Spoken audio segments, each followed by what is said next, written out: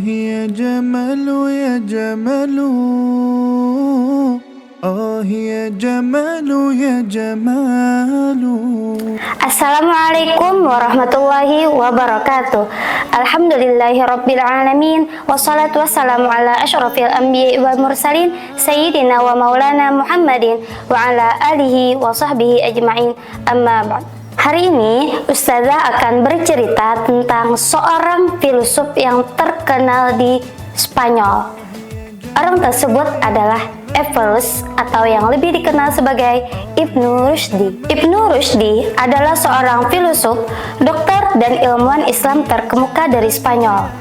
Ibnu Rushd lahir di Cordoba pada tahun 1126 Masehi dari keluarga yang melahirkan hakim-hakim terkenal.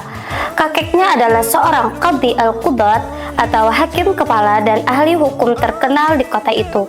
Ibnu Rushdi mempelajari filsafat di bawah bimbingan Ibnu Bajjah dan Ibnu Tufail.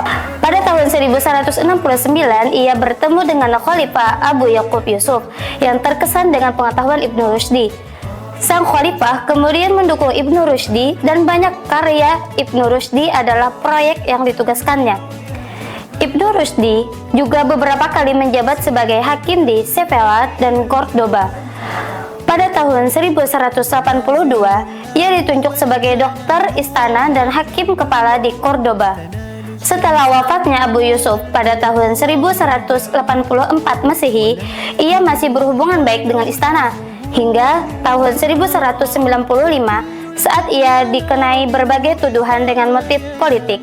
Pengadilan lalu memutuskan bahwa ajarannya sesat dan Ibnu Rushdi diasingkan ke Losena. Setelah beberapa tahun di pengasingan, istana memanggilnya bertugas kembali, tetapi tidak berlangsung lama karena Ibnu Rushdi wafat. Ibnu Rushdi menulis banyak karya filsafat, kedokteran, dan ilmiah. Beberapa karyanya yang paling terkenal adalah 1. Komentari atas karya-karya Aristoteles, Kitab Al-Kulliyat fi At-Tibb, buku tentang kedokteran, dan Fasal Al-Maqal, pembagian kata. Yang terakhir yaitu yang terkenal adalah Al-Kashfu an Manahij Al-Adillah, yaitu pengungkapan tentang metode-metode pembuktian.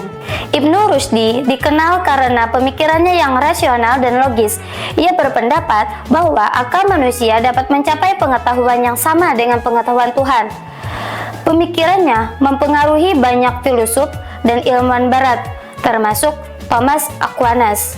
Ibnu Rushd meninggal pada tahun 1198 Masehi di Marrakech, Maroko.